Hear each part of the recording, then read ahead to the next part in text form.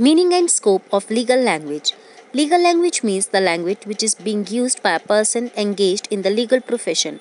Law is a technical subject and it has its specific language and terminology. The interpretation of law is carried out by means of specific language called legal language. There are five dimensional communications in the field of the law. The first dimension is the lawmakers, then the judges who implement it, and legal advisors are the contributors in the communication of the provisions of the law. The second dimension is the interaction which takes place between the judges and the legal advisors. This can be formal or informal. In the courts, exchange of views do occur between the judges and the advocates. The third dimension is informal advice or exchange of views between two or more advocates in their office or exchange of views among the legal experts. This kind of communication is informal, however technical. The language of the fourth dimension is simple.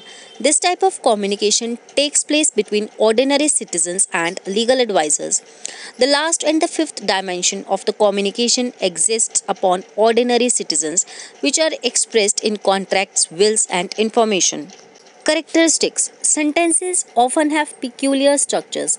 The influence of French grammatical structures is a contributory reason for this factor. Punctuation is used sufficiently, particularly in consequences and deeds. In modern legal drafting, punctuation is used to clarify the meaning of the words. Foreign phrases are sometimes used instead of English phrases, such as inter alia is used instead of among others.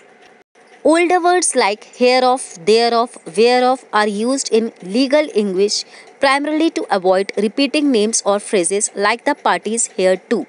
Modifiers such as the same, the said, the aforementioned, etc. are very frequently used as adjectives to determine the noun. For example, the said Mr. A. Problems of legal language. There are many problems relating to the legal language. These are as follows. Problems due to uncertainty and doubt. There are a number of words which have uncertain meaning and thus problems arise. For example, the word right has been used for giving about a half a dozen meanings, and there is no more ambiguous word than right in legal literature. Problem due to incompleteness of human language. Legal language is a part of the language which has been made by the human beings. Therefore, incompleteness of the language affects its expressions, and due to such incompleteness, two interpretation could not be made.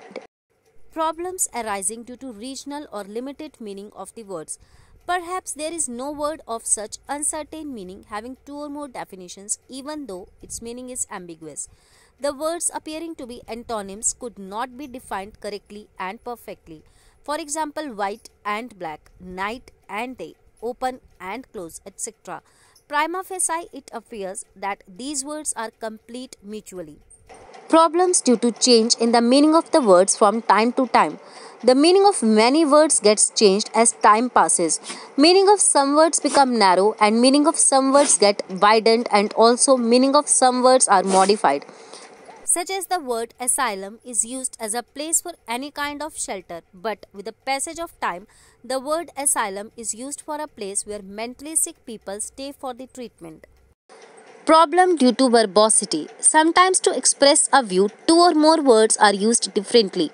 In several documents, irritative words are unnecessarily used, such as executor, hire, assigns, and administrator. These words are still in use despite a change having been incorporated in law.